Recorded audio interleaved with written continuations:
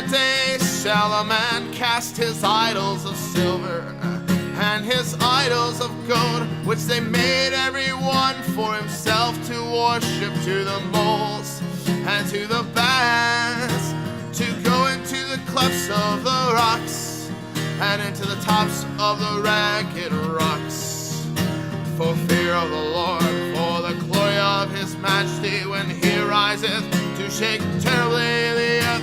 Cease ye from man whose breath is in his nostrils, for where it is he to be accounted of.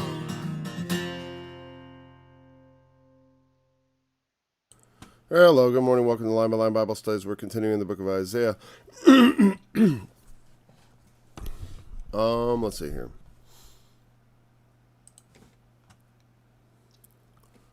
At least in being late, I was able to tie up all the technical problems. Isaiah 25, verse 1. O Lord, thou art my God. I will exalt thee. I will praise thy name, for thou hast done wonderful things. Thy counsels of old are faithfulness and truth. For thou hast made of a city an heap, of a defenced city a ruin, a palace of strangers to be no city. It shall never be built. Therefore shall the strong people glorify thee. The city of the terrible nations shall fear thee. For thou hast been a strength to the poor, a strength to the needy in his distress, a refuge from the storm, a shadow in the heat, when the blast of the terrible ones is as a storm against the wall. Thou shalt bring down the noise of strangers, as the heat in a dry place, even the heat with the shadow of a cloud. The branch of the terrible ones shall be brought low.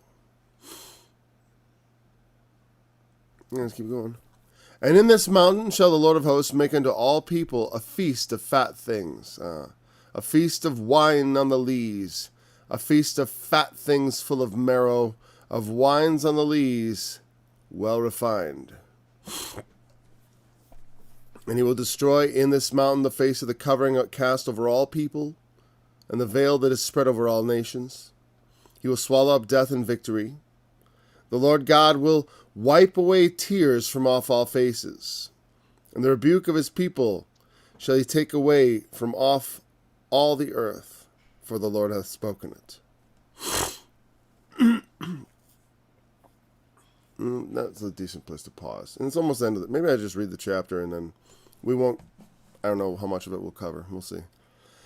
Let's just read it all, though, because sometimes I like to take the whole context in. And it shall be said in that day, Lo, this is our God. We have waited for him, and he will save us. This is the Lord. We have waited for him. We will be glad and rejoice in his salvation.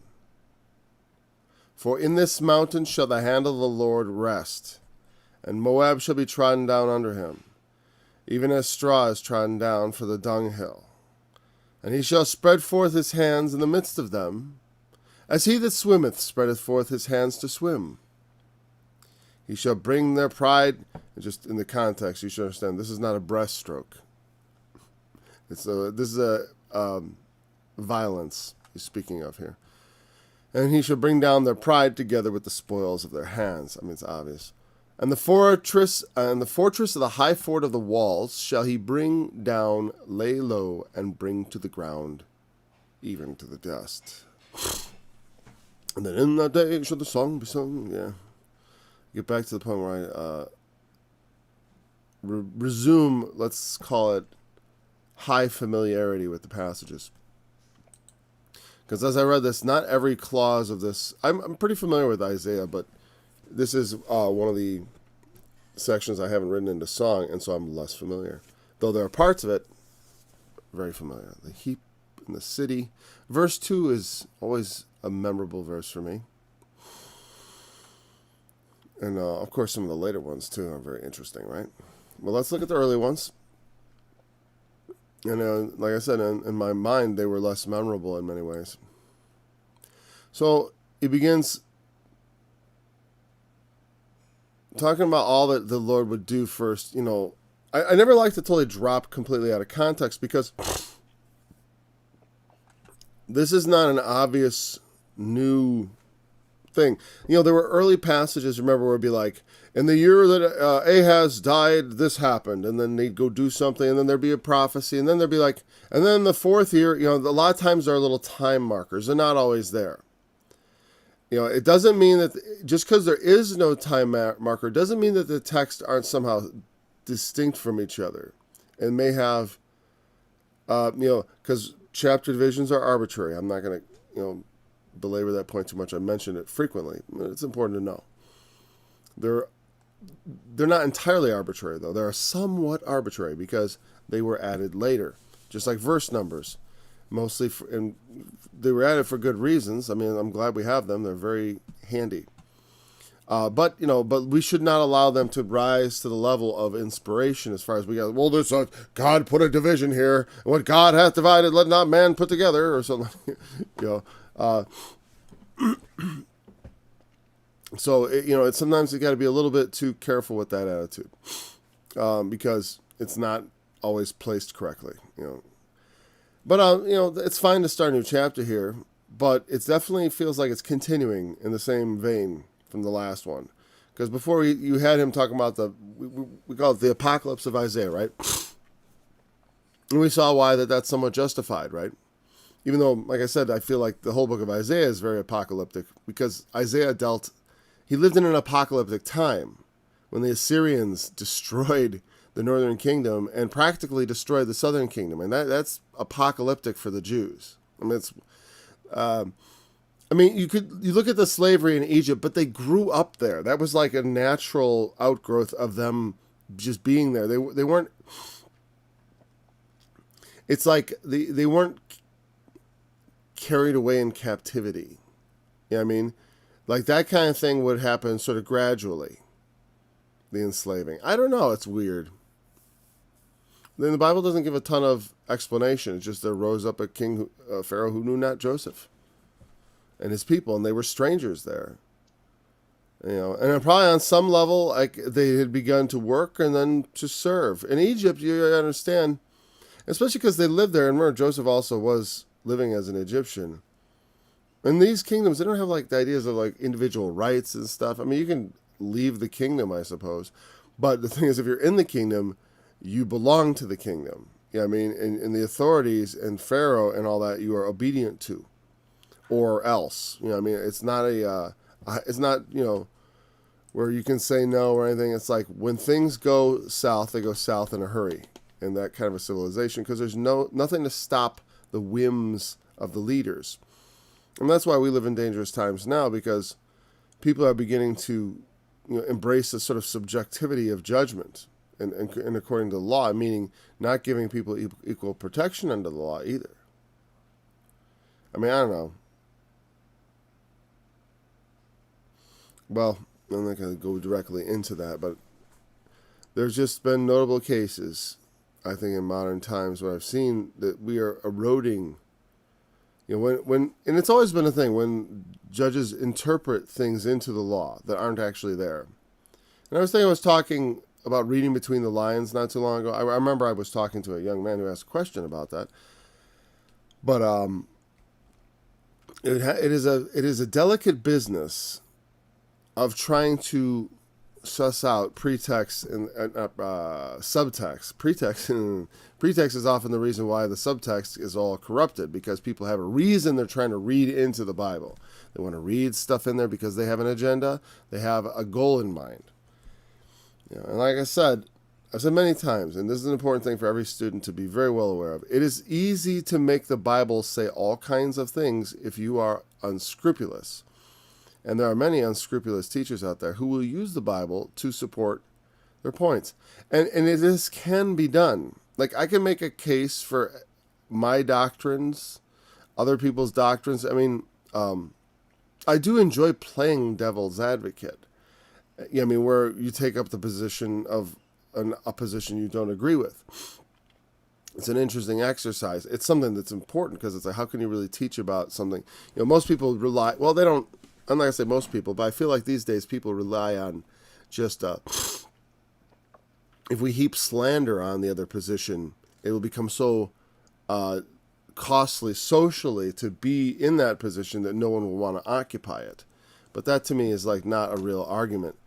Making something just socially unacceptable, or making people feel bad for believing something, or, trying to, because you can feel the pressure in our society. I mean, it's like, it's funny to me because, well, it's not funny, but odd, but we see now the way that, the immorality is being pushed harder and harder. It is being pushed. Not merely, when I was a kid, it was on TV. It was on the movies. It's like, and to me, that's sort of like, you don't have to watch that stuff. I raised my children entirely separate from most elements of the culture in fact, from all elements of the culture that I didn't care to expose them to. I had the option to completely close them off from that because we homeschooled, and there we go, and we lived in the country. That was something that was done intentionally. I don't come from here, But I wanted that freedom, and thank God that we still have in this country. But there are people who would like to take it away from you, no doubt. They don't, they look at people who, carefully raise their children with somewhat of a skeptical eye. It's like, well, we need to raise your children. We need to tell them what to believe, and that's what they're going to try to do in the schools. Is they're pushing things. I think that this is going to backfire horribly because I just don't. The American people aren't that corrupt. I don't think. I didn't think so a decade ago. Like I don't think that it's, there's a big push, but I don't think they have the numbers. They can't turn this place into Sodom and Gomorrah. They can't. They're not going to start taking kids and injecting them. I mean, if they do, that's going to be, well, that's the kind of thing you have to continually speak against. And if they don't allow you to speak, well, then you have to fight against in some other way. Because it's like you can't allow a society that allows the children to be abused will not stand. If you don't protect the innocent, that's what happened. And that, you want to know how to get your city turned into a heap, like Sodom and Gomorrah, like Samaria. Like Jerusalem on occasion or two, right? The Jews know. Don't do it. You want to turn your precious little city, your beloved home of immorality and sexual deviancy, into a complete hole in the ground? A smoking hole? Ruins? You want to get God's attention? Why do the strong people fear God? Because God is strong. That's why it's like that's why I don't like I said about the gun thing. It's like I like guns. I own some. I'm pro gun. I want you to have your guns. I want everyone to have guns. I do. It's everyone who legally, not just legally. I mean morally, people who ought to have them, and not not people who are going to, I don't want people who are going to use them for evil to have them. Even if they don't have a record, I don't want them to have them. So there you go. It would be, meaning if you're a felon, you can't have one, apparently. I don't know. But if you are not, you can, but we can't predict what people are going to do. We can't predict crime. They think they can, or maybe they can. I don't know. Because it's like a weird thing that the idea that you could predict it. That just popped in my head because I know they've, because there's where they like look into your family history and stuff, and they start predicting it based on, because people, I guess, criminality does. I mean, I'm guessing that to become a criminal, you have to have a certain kind of impulse issue, impulse control. Because there's been times when I've thought of doing criminal things. And a couple of times when I actually did. I think I mentioned I stole when I was a kid. And even an impulse bit of thievery as a plus 18 person. Not much of it. I hate to use the word adult, but, I did pay that back. I paid that back and then some, actually. Well, it was funny. It took me a while, but actually I did. It wasn't a lot. It was actually just a fistful of quarters. I think since I did, whatever. I could probably tell the story. I'm not sure exactly when it happened or if the statute of limitations ran out, but, I saw a basket. I went up to a toll booth once and and it was clogged, and people had just kept throwing money in there because people are so obedient and nice, and usually I am too, but I just and dumped it on my seat and went. I took a handful. I didn't like empty or anything. I just took one handful. I felt bad. And like, you know, for a while I thought I'm gonna get busted. I'm like, no, this is back before they had cameras everywhere. You know, that's just how long ago it was. Okay, because that's been a while. And then, but I did end up putting more than what I owed back into the system, so it's there. Don't worry, guys. You got your money. You know, there's just no record, and why should there be? In fact, those kind of crimes where someone just throws something in your face, that's the kind of thing that until you experience it, you may not be on guard for, you know. I've had other times where I was tempted to steal where I didn't do it, so please, you know, don't judge me on that, you know. But it shows a sinful nature, doesn't it? Oh.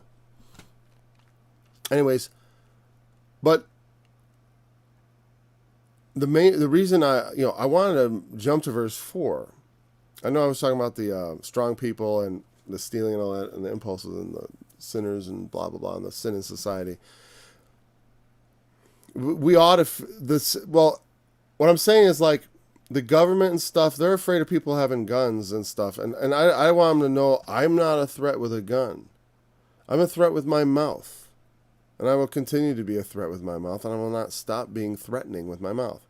Not threatening physical violence, but threatening the Lord's wrath, which is physical violence in a way. But I mean, in a sense, if you threaten to smite the earth with a hurricane, I mean, like, you know what I'm saying? Like, how does it, you know, like when Pat Robertson did such things, and I'm not doing any such thing, but I'm just saying, like, if, you know, when he would say, like, that's because God's angry because of the pride parades. That's why New Orleans is getting a hurricane, right?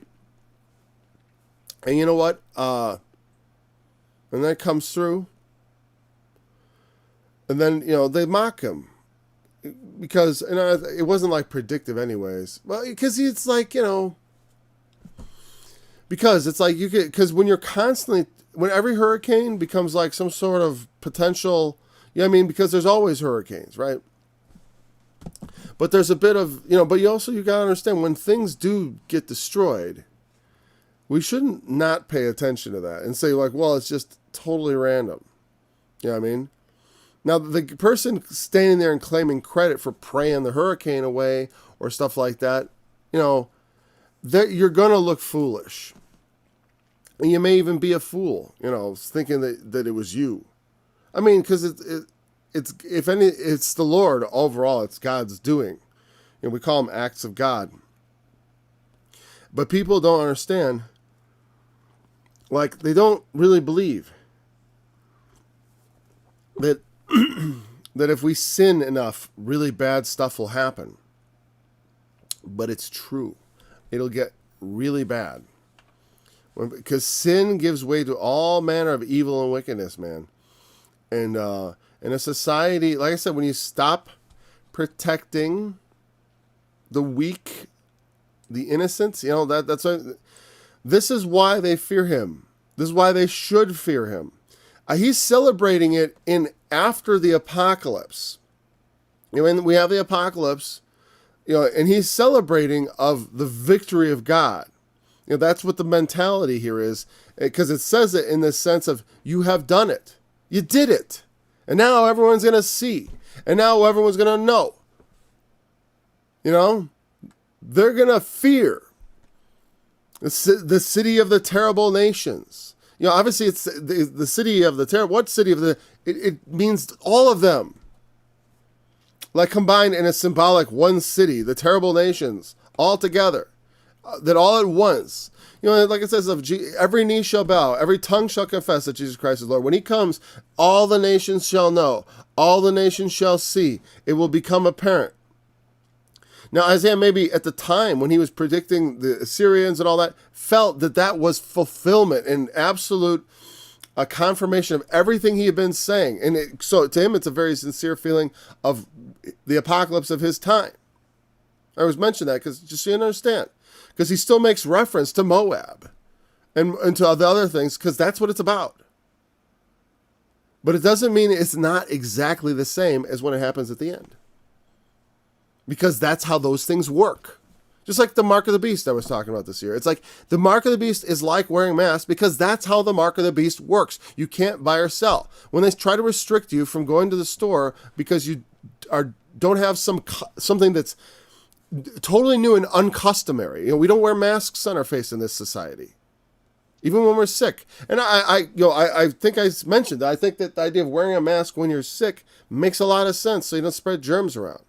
Or even like I told on many, I mentioned how I would just tie a mask, like a scarf around my neck, like a cotton cloth type material. But I'd never wore it over my mouth, but I used it to catch my coughs. If I had a cough, I would, instead of coughing into the air, or if I had a sneeze, I would sneeze into the cloth. And I thought that's a very polite thing to do in public. Certainly to cover your mouth when you sneeze. I always stifle my sneezes in public, actually. Usually I just completely stifle it. That's how I usually deal with sneezes in public. I would never sneeze openly in public. That's pretty rude. In public, in a closed, outdoors, perhaps, yeah, sneeze outdoors, just let it go. But not in a crowded area, right?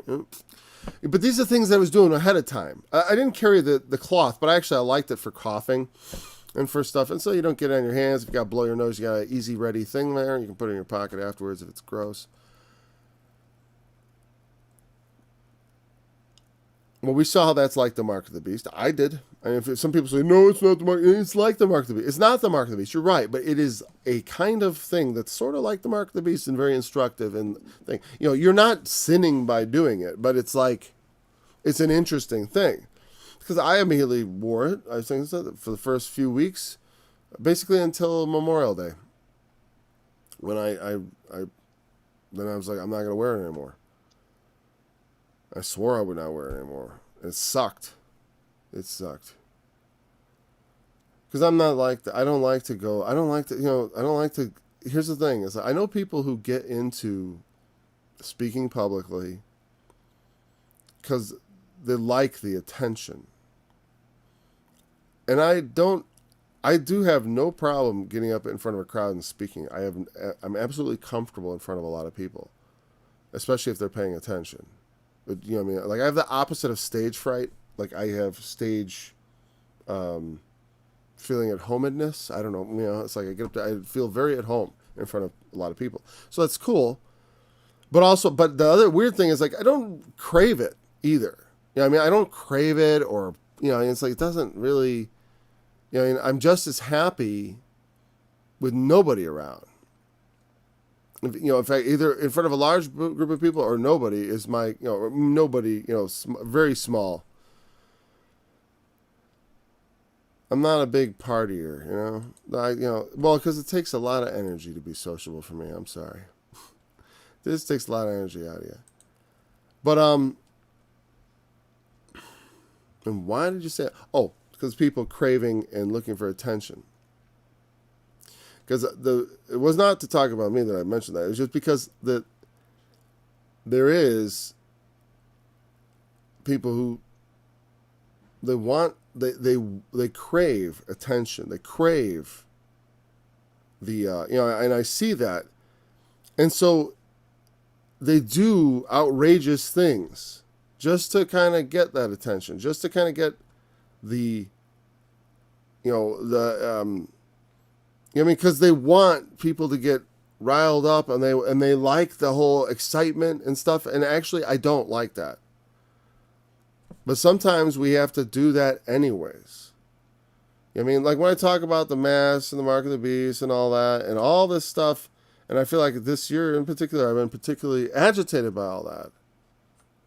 It's not because it's not because at all I want to be. It's because I have a conviction about those things, and that they're important lessons. They could be important precursors.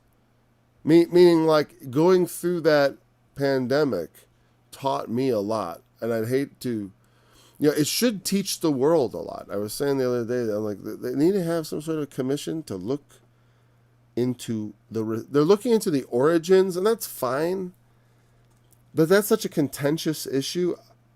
There's another contentious issue, though, of, like, the responses.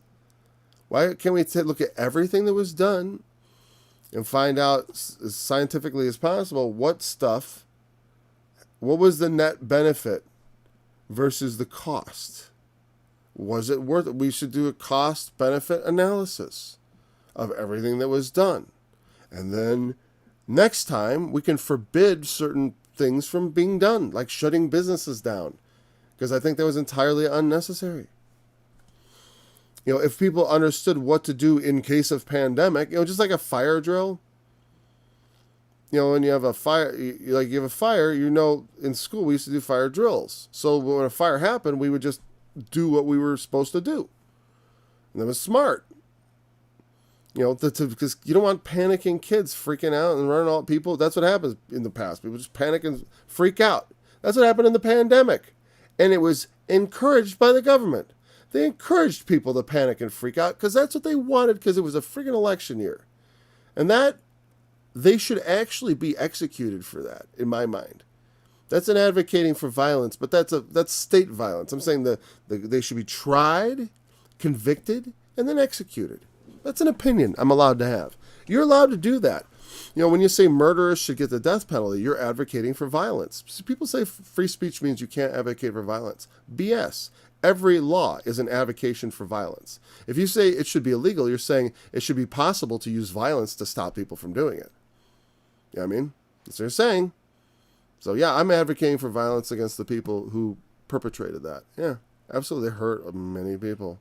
It didn't hurt me much. It hurt though. Hurt my business.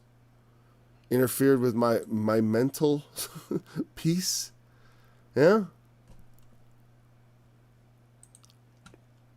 We will, I don't know, I'm being somewhat facetious about the execution, but like on some level of justice and at the level of pain that they caused, I mean, it's like they're doing crimes at a level that can't be compared to your average murderer.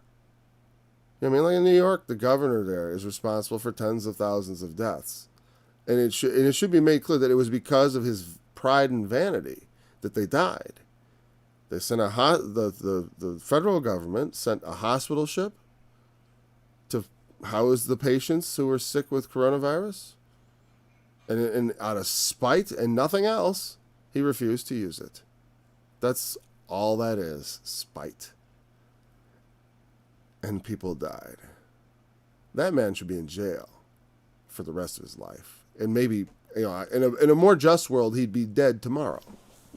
Really, executed, tried. Because they would or get the evidence. Maybe I'm being extreme, but on some level, it's like when it's that malicious and spiteful, it's like, yeah, you know what? I don't know. I mean, no, you know what? It's fine. Don't worry. Yeah, it's fine. I mean, I wouldn't be on the jury, so maybe they wouldn't convict, but he should definitely get a trial at some point. They should be investigating this stuff. You know what I mean? It should, but instead they're investigating people who protested the election. And the 5 or 6 of them that got rowdy or whatever, I know more than that were rowdy, but most, the whole thing is just ridiculous. The biggest threat in America is white supremacy. And it's funny, last time I got to do a video about that because, as you may know, I am a former white supremacist. Kind of, not exactly. White supremacist light.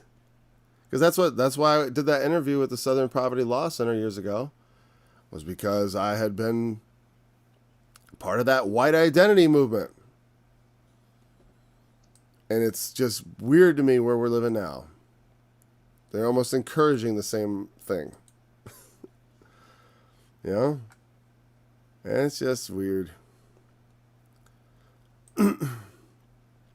Like most of the people I know who are in like genuine white identity, which could be certainly categorized as the lowest level of like white supremacy, because it's really not. It isn't. But Shepherd's Chapel, it's not. But it is a white identity. It is, it teaches that the white race is the chosen people. Pretty much. I mean, that's he certainly wouldn't put it quite so, but I know that that's what it gets to.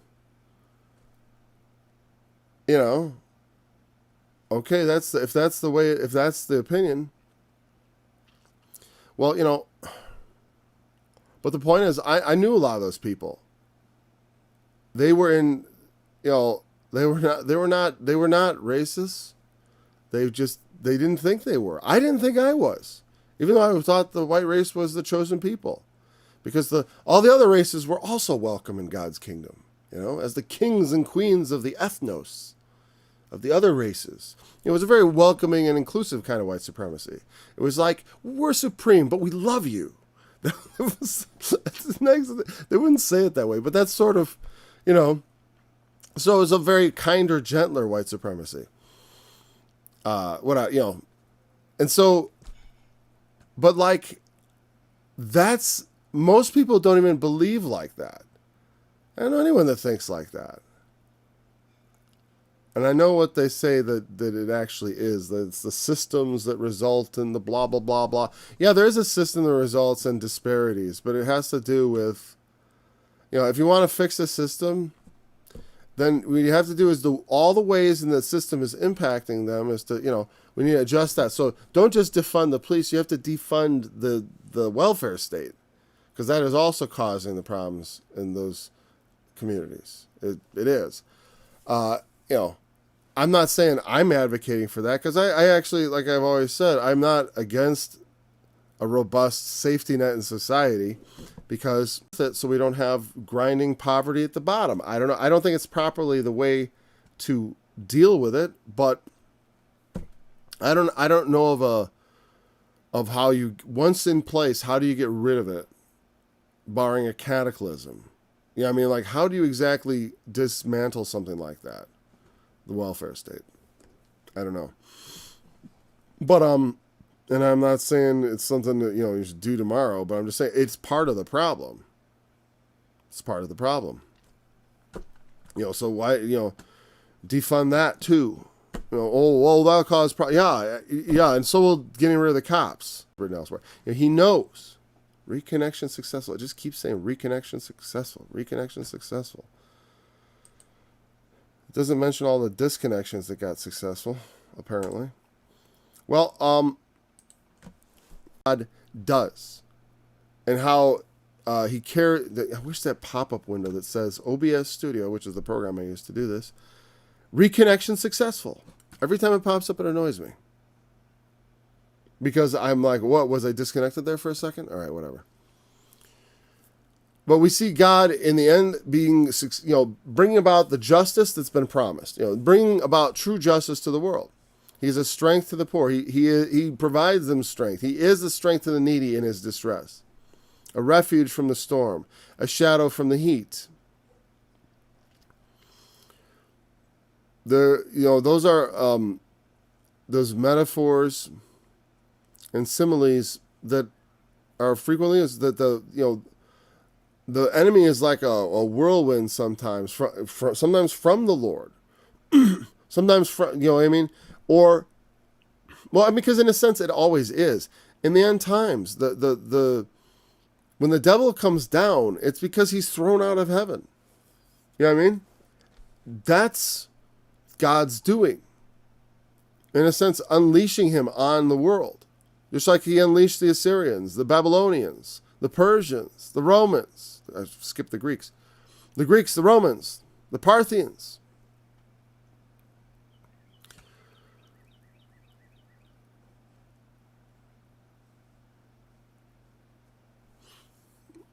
He unleashes them, but then he brings them low again, that they are not a true power. That there's a power that is over the world. And that everything in the world ultimately must come back to, in obedience, and answer to. People don't think so, because the time spans are so long. That it seems like justice isn't carried out immediately. So people think, therefore, God is not on the case. He's not at the wheel, because they want instant justice. I want justice right away. I want to see it now. I want the needy to have their distress relieved here, now, right now. I don't want to wait till the next world. And you don't always have to wait till the next world. Because obedience to God will also, when the nation obeys God, America, while not, explicitly a Christian government, is and has always been a Christian nation. It's a nation of Christians. Predominantly, characteristically, societally. Like, to say anything else is to deny reality. I mean, the language of our English language is saturated with biblical metaphors. I mean, like, there's everything. I mean, it's not like this is going to go on forever. But we're running on the fumes of the Christian civilization that created us. And we were blessed. We still are. We are blessed, and we have been a blessing to the whole world. And a lot of it was, when we look at, we've done the country, like I said, the government and the country are two distinct things. The nation is the people. The government is just how we organize the control structures that maintain order. Because we have to have order. We have to have some form of government. Because you will. There's no such thing as no government. Because no government is a kind of government in and of itself. It becomes a kind of, because the governing force will be chaos. There'll be a governing force at work. And then from that chaos will rise totalitarians and stuff. That's what happens. But if you don't have some sort of law and order, you end up with warlords and, that's why I've taken on the moniker warlord for the culture. I'm a cultural warlord. And that's meant, like, I think of that in the terms of when they talk about the warlords in the mountains of Afghanistan resisting, whatever. Because the point is to make war. Yeah, I am at war. That's why people say, don't get entangled. Paul, you gotta, we wrestle not against flesh and blood. I'm warring right now. Not against flesh and blood. But, it's funny, all the evil spirits I'm fighting happen to be residing in people. Weird. So I am having to deal with people. Yeah. But against principalities and powers, rulers of the darkness of this world, in high places. Spiritual wickedness in high places. Is that not what I see all around me? Is that not? Don't confuse the weapons of our warfare with the war. Where do you think the spiritual battle is happening? As you stood alone in your closet hiding? I don't get it. It's all right. I sometimes take rebuke better. When I think it's placed well, I do take rebuke well. Sometimes. Who does, really? Who takes rebuke that well? I don't take it that well. But I do take it. Let me put it that way. Off the best of me, but that is not always the case. I would that it was otherwise. Don't we all? So, when the enemy becomes like all these different, the shadow and the heat, I want to remember that refuge from the storm, shadow from the heat, the blast, like a storm. Because the analogy continues later.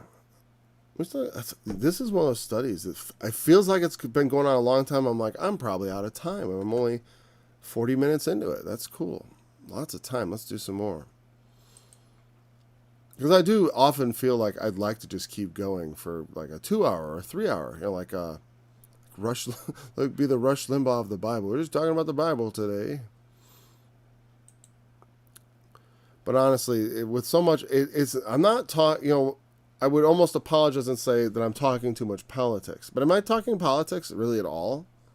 Politics. No, I haven't been talking politics. Politics to me is like about political parties and stuff and all that. I mean, I did talk politics when I said they pushed this pandemic for. That's what made me mad, is because they brought politics into my life.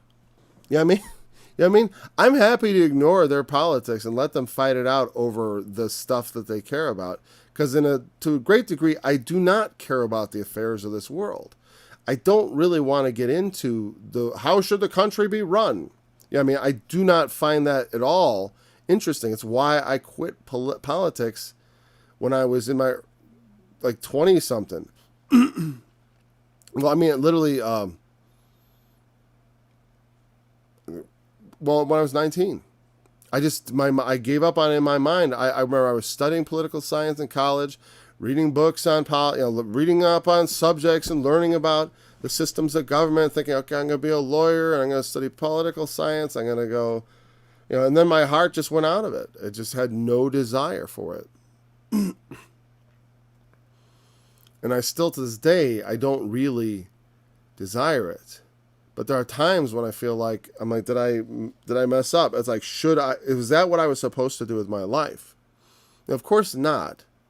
Because whatever happened was indeed what God wanted to do with my life. But still, it would not be incorrect to think that maybe I would look back and it would be God's will that I would see it as a mistake. I mean, like, that could be part of God's plan for me to make a mistake and then to learn from it and to understand it as a mistake. And I'm not saying that it is. I'm just like, man, sweaty forehead here. Hold on a second. Just a little bit of a breeze. I'm not going to run that the whole time, but there we go. Just getting a bit warm in here. But like, it's not about the politics. It's about when they get, as the politics invades our life, it brings it to my attention suddenly. And I feel like I have to say something now, Not so much about the politics, but like about how politics now is invading our life. I mean, Jesus had stuff to say about political matters. Because you could argue that it was all political. Because what does polis even mean? You know what I mean, right? Polis, right? What is it? Poll head? The poll tax? I forget how the politic... Oh, whatever. I'm not a big fan of that stuff and the crap. Because you know why? Because it's all a bunch of lying and stuff. Lying to each other, lying across to the people, lying. Eventually the Lord will bring it all down, thank God. And we will have a government that is ordained of God, but also maintained by God. There's a difference. Because God ordains many governments, but a lot of times, I think the purpose, like I said, it's like my life turned out exactly as God had planned, but maybe part of that plan is my mistakes. You know what I mean? Well, here's the thing. God's plans always take into account human error. I mean, that is part of his plan. Not like he plans our errors, so to speak, but he knows our frame.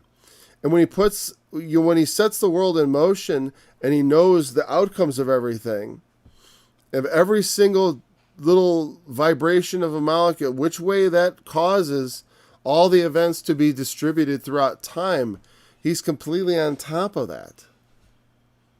And therefore, though I have failings, they're already accounted for.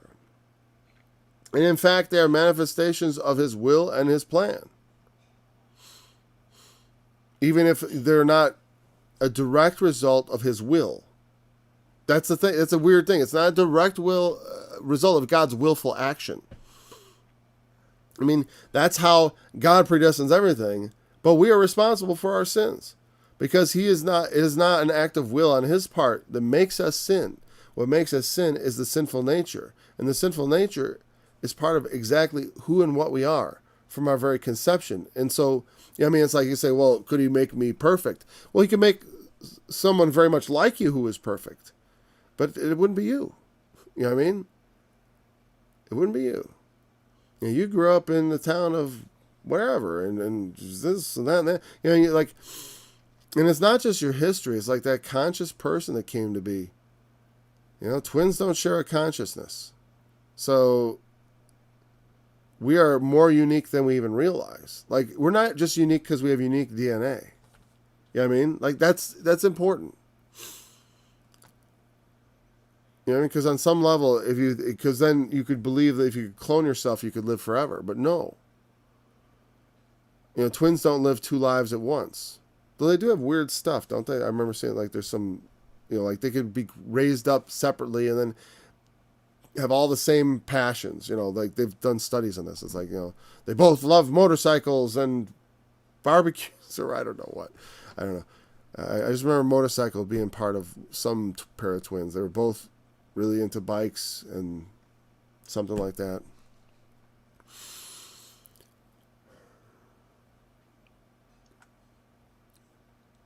In this mountain shall the Lord hosts make all people a feast of fat things. In this mountain. Speaking of Zion. A feast of fat things. A feast of wine on the lilies. There we have, again, this is another one of those passages that ties just right to the book of Revelation. The marriage supper of the Lamb. When, he goes, come see the bride, the Lamb's wife, and all, and to her was given, she should be arrayed in fine linen, white and clean. And there is this marriage supper of the Lamb. And it's this, and there are, and there's also the supper of the great God, which is a corollary thing. And actually, in some ways, is the same event. Weirdly, right? Because Jesus returns, the trumpet shall sound, the dead shall be raised incorruptible, and we shall be changed, meaning all who are alive and remain to the coming of the Lord shall be changed at that moment. And we will then be caught up together in the clouds to meet the Lord in the air. Then the Lord will come to Jerusalem, and we will come with him. Like he's on the way to Jerusalem, and we will meet him in the air. That's all that is. It's not a rapture away and all that nonsense. It's nothing about that at all. He will come, and we will come with him, and we will not precede the dead. The dead rise first. But so there's no there's no waiting in that regard. So Jesus returns, and that's what's gonna. But all right, and so when he comes, it says on one hand that there will be a great slaughter, and and the supper of the great God involves the feeding of the flesh of the enemies of God to the birds and the beasts of the field. Just to the birds, actually. I don't think it mentions the beasts of the field. But in the Old Testament, a lot of times it's the, like Goliath's famous taunt of David. It's famous to me. Come to me and I will give your flesh to the fowls of the air and to the beasts of the field. I always like that, I will give your flesh to the fowls of the air and the beasts of the field. It's the kind of thing, that's a pretty, it's a pretty saucy taunt. It's pretty explicit. So the birds are going to devour their corpses, right? And that's what it says. And it's called the Supper of the Great God. And at the same moment, that is also the event that constitutes the marriage supper. When Jesus returns, that's the wedding. When we are raised from the dead, that moment, when he destroys his enemies and he, reunites all his friends, is both marriage supper and the other supper, and wrathful supper or whatever, and not that it involves we eat but what I'm saying is like the revenge, the revelation, the him being revealed, all of that, and also the information. Because I don't think of it as like he's going to come down with a big picnic basket. I don't.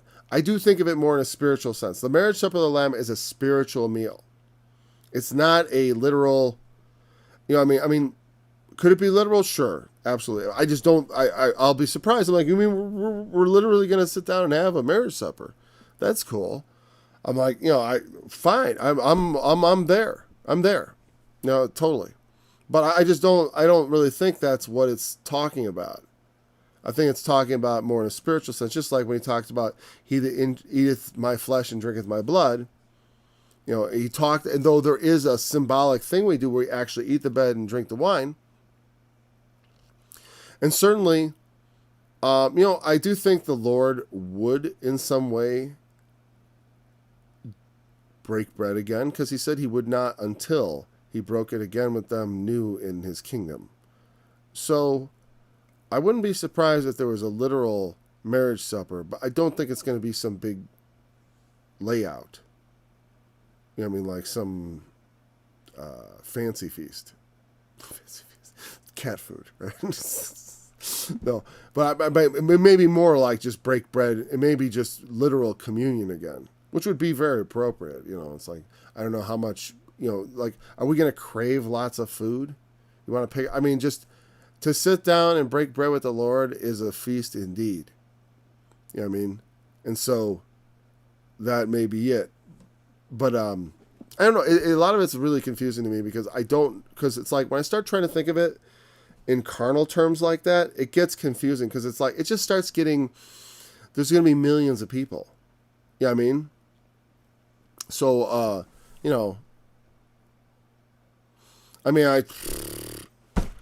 I have no doubt that Jesus can appear in a million places at the same time. So I don't know. It gets into realms of like, I don't know what to expect. I don't really care what to expect. Here's the whole thing. If you don't agree with anything I had to say about that, that's fine with me. I hope I didn't offend you because it's just so beyond what we need to know. You know what I mean? But it's given, so it's something we can think about. Now, the idea of wine on the lees, I think that has to do with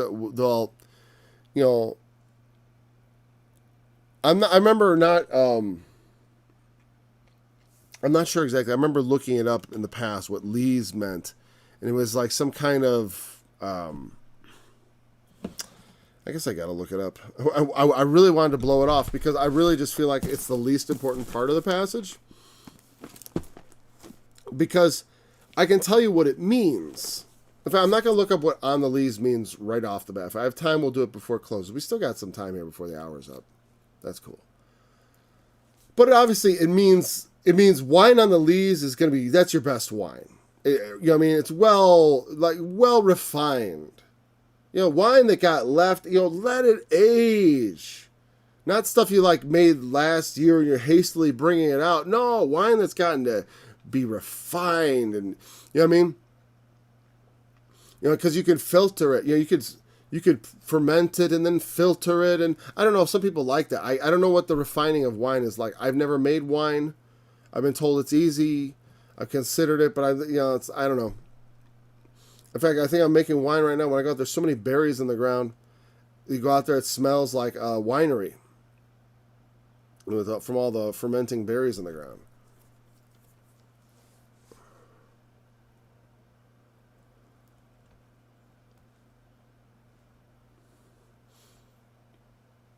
Wines on the lees. Well, what it means is like a rich, sumptuous. And that's why I say it's more like, I do not think of it as literal food. I do think just breaking bread with Jesus would fulfill all of this. That would be like fine wine. Well, because here's the thing. Because if we're drinking wine, because here's the thing. I'm going to bring this even better together.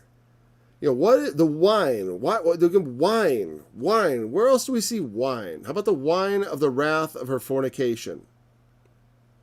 All nations have been made to drink from her wine. And I'm not saying this is the same. What it's saying is like, you notice that there's that wine analogy too. When God's wrath is poured out on the wicked, it is the wine. They must drink it and become drunken with it. And that's an analogy. You see that in the book of Jeremiah.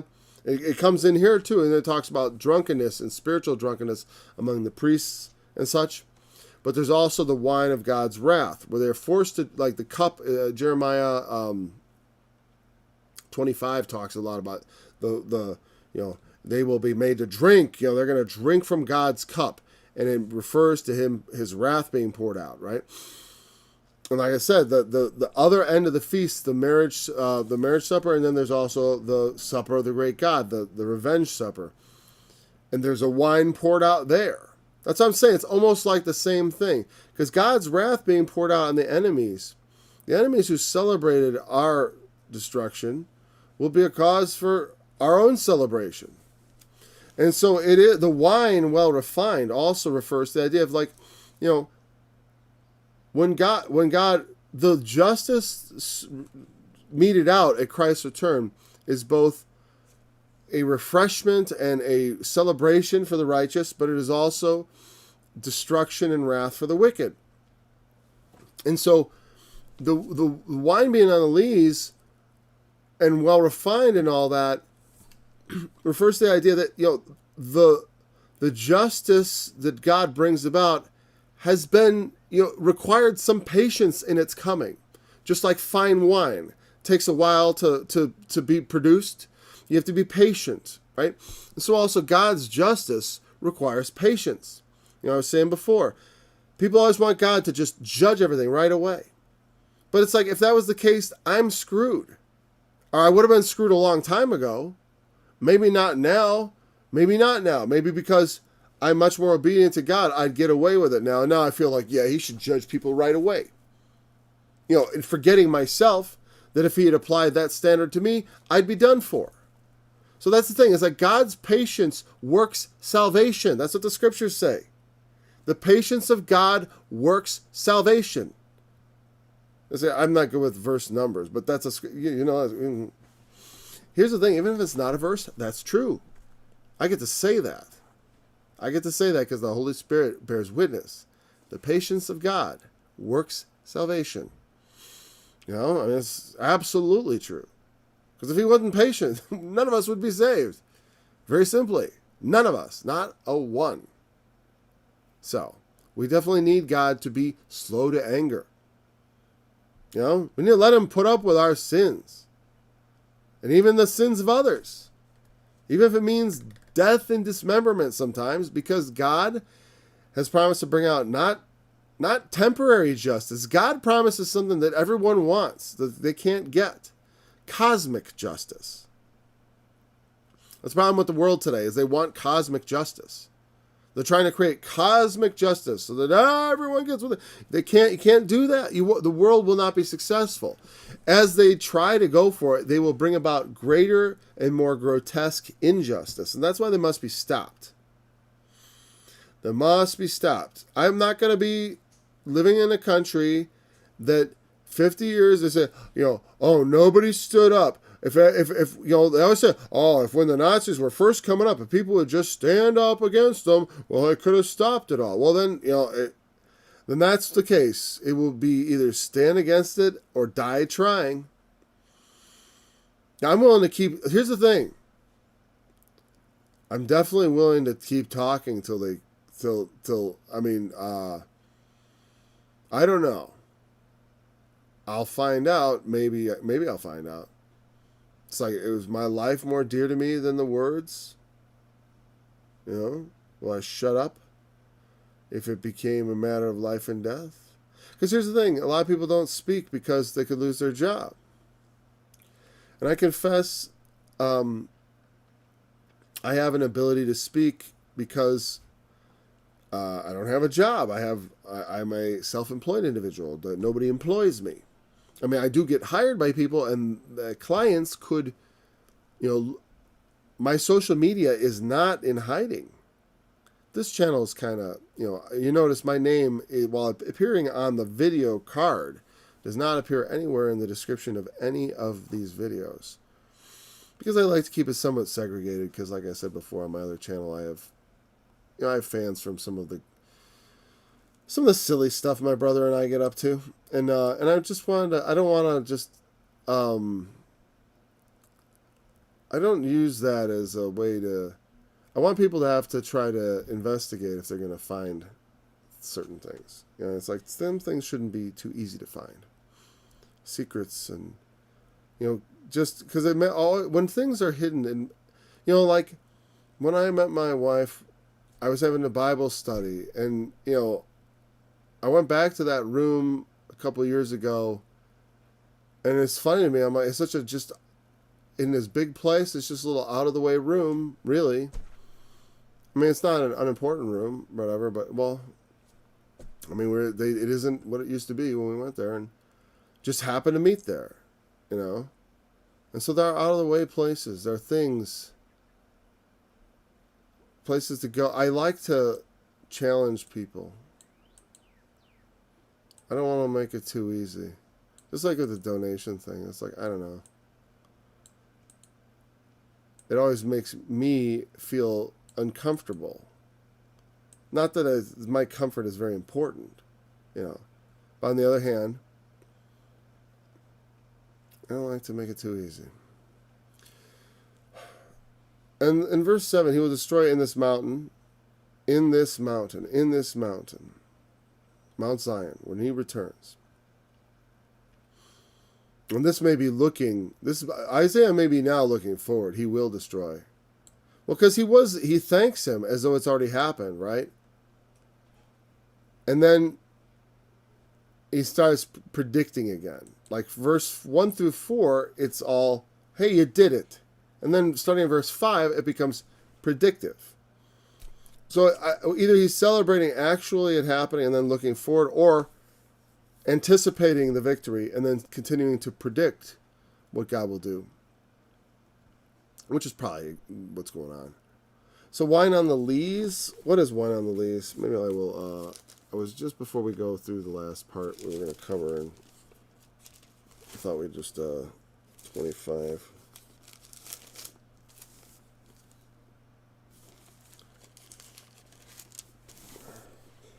I've never been good at promotion, and I'm not a big fan of it either. Because self-promotion always leaves a bad taste in my mouth. I don't like it to be possible for people to accuse me of certain things. That was why one of the most liberating feelings I ever had was when I deleted the donate button on my website. That felt good. Not that I don't wish God would make people send me money. Oh, no. But I like that I don't have my hand out. Yeah, that's just it. So, wine on the lees. Fat things, wine on the lees. All right, 6.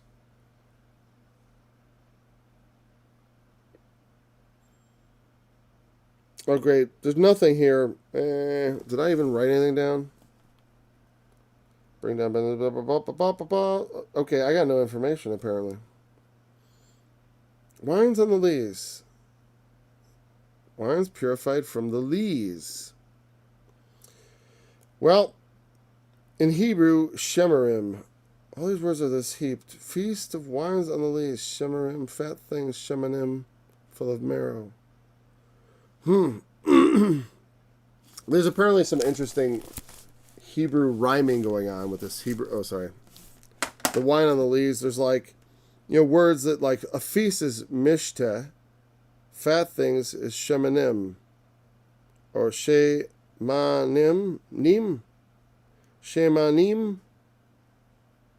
feast mishteh, shemanim, mishteh, shemarim. That's lees. Fat things shemanim. Full of marrow is Mehuyamim, I can't pronounce it. No.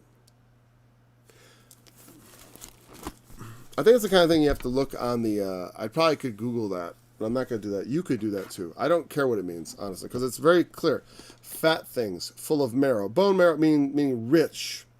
The bone marrow is very rich. And also is a analogy of rich things. So that's why it's included here. The wine on the lees is well-refined wine that has been, not rushed. Definitely. Fat things that are fat also, that like the fatted calf. You take the time to fatten it, to purify it, to make it delicious. And that's what the coming of the Lord will be like. It will come after a lot of adversity, but it'll be the most amazing thing ever. Period. Right? And he will destroy on this mountain the face of the covering cast over all people, and the veil that is spread over all nations. That's important.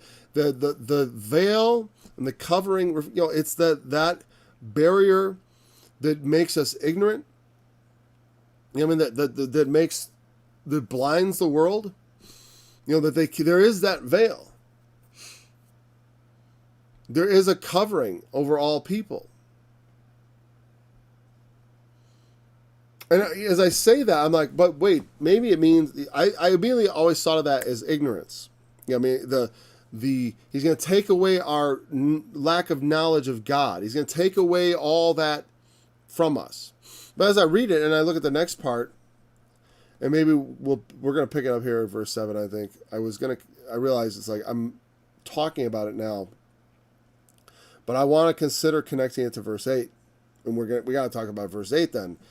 And that's going to take a bit more time. But just as a preview, what I'm thinking here is I look at this, the covering, the veil, and then he talks about swallowing up death and wipe away tears. It could refer to ignorance, but it also could refer to the way we live under the shadow of death. That there is a covering over, there is something hanging over us. I mean, we are all under the umbrella of death. It's something that every one of us has to face. Every one of us knows we must die. I mean, we're going to die. And that is on us. And it affects our lives in ways we don't even think about. I mean, we can't even consciously monitor the ways in which our mortality impacts everything we do in our life. See, quite possibly entirely subconsciously. Without even thinking about it. Like, we don't even really know. Because we can't compare it. I mean, because it's over. We can't imagine what life is having immortality. Because we know we don't. We only believe we may through Jesus. I mean, people do, but we know we're going to die. Believing you're going to live after is entirely different. It's not the same. Because we have clear evidence. We know all the people that went before died. Except the Lord himself, but I mean, except the few exceptions, obviously. But that's what happened. I mean, other than a few very unusual tales, no, we all die. But God will swallow up death in victory. And that's also quoted in the New Testament. That's why I said it's very, very, the book of Isaiah, you can see, was exceedingly in the minds of the New Testament writers. It was a prophet, you can tell, was very widely read, because even the Ethiopian eunuch was reading from the prophet of Isaiah as he sped along in his chariot, which is kind of a funny thing. I mean, I can't read in a car hardly. In a chariot, he must have had a driver. I didn't think of that. I always thought of that Ethiopian eunuch kind of like holding the reins with one hand. But it's like, you don't just read the prophet Isaiah in your chariot. It's not like he had a little book. He would have had to have a roll unrolled. He must have had a big chariot and a driver. Well, because he was a eunuch, that also meant he was a man of, eunuchs were usually high-level officials, actually. Because to be a eunuch meant, well, the reason they made you a eunuch was so you could be near the king and his women. And so there were one, you think like, oh, well, but some of them are just, menial slaves, right? And you could be a eunuch. But many eunuchs were also very important government officials, because he wanted them also to be not sleeping and polluting the king's line with their seed. All right. Anyways, thanks for joining me today. We'll get back to Isaiah tomorrow again. Until then, hopefully it's not too loud, but. In that day shall a man cast his idols of silver and his idols of gold, which they made every one for himself to worship, to the moles and to the bats, to go into the clefts of the rocks and into the tops of the ragged rocks, for fear of the Lord, for the glory of his majesty, when he riseth to shake terribly the earth. Cease ye from man whose breath is in his nostrils, for where it is he to be accounted.